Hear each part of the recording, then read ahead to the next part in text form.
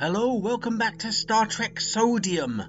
This week we have the Star Trek Next Generation episode Night Terrors from Season 4, which is thought of being as a bit of a horror episode.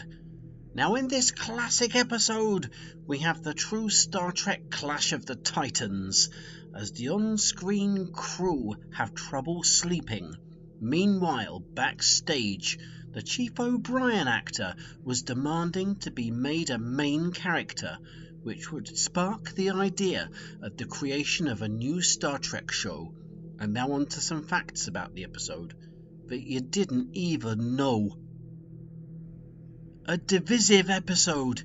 Night Terrors was called a yawner by Jonathan Frakes in retrospect, who allegedly was there during the episode's production, whereas Tech Republic noted that it was one of the 5 worst Next Generation episodes of all. In his review at the time, Robert Ebert suggested that although it wasn't a very exciting episode, it was streets ahead of the Kurtzman Trek from the upcoming 2020s. Teeming with marvellous guest stars, Night Terrors features both Keiko O'Brien, Guinan, Chief O'Brien, John Vickery as Andrus Hagar, John Musikian as Gillespie, and even Dalsim from Street Fighter II as Lomax Kane. If you think about it, with all of these guest stars, there's hardly any room for the regular cast.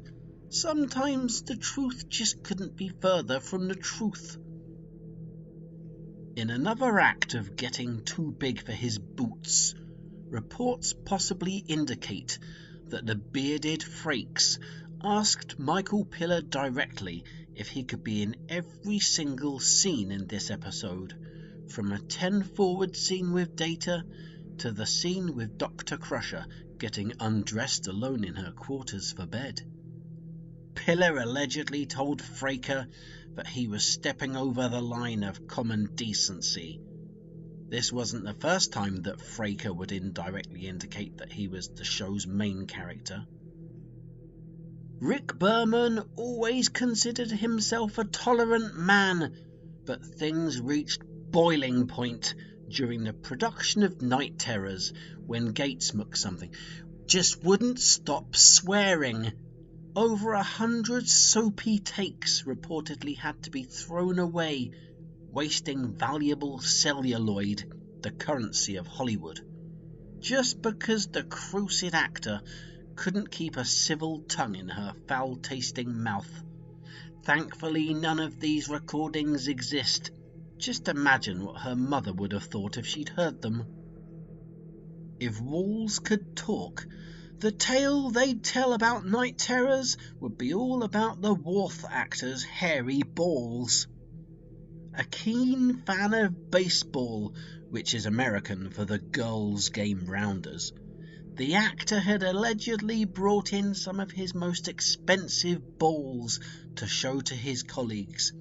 Balls dating all the way back to the 1968 World Series of Baseball. Things went pear-shaped, though, when his bag of balls was accidentally left open when he was having his Klingon hair fitted by Michael Westmore. A clump of the hair and some of the hair glue fell into the ball bag, coating a couple of the balls in sticky follicles. We all know that the episode name is Night Terrors, but did you know that there were other episode names in contention but didn't quite make it into being the name of the episode?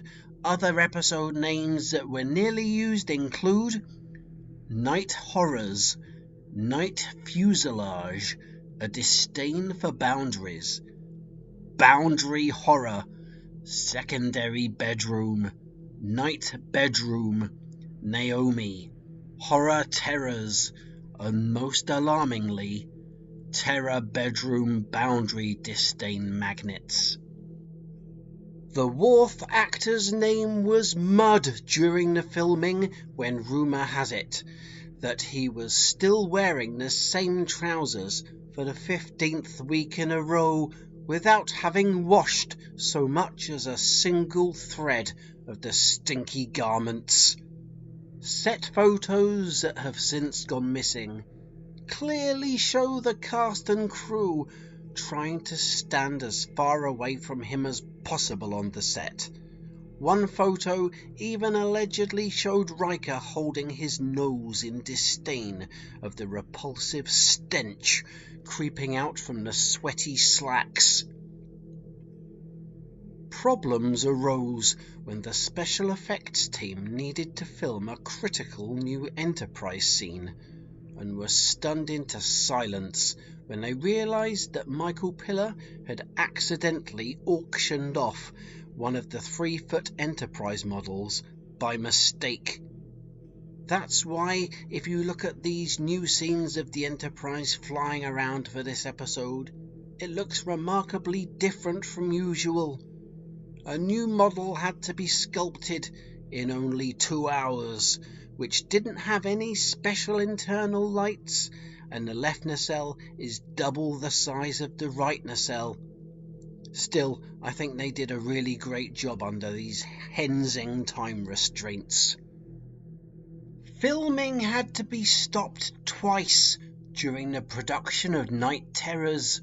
The first time was when there was an unexpected infestation of hippies. Rick Berman had invited his cousins and their families to come and see the filming of the episode. And the second time that the filming was stopped was simply because the episode's filming had finished.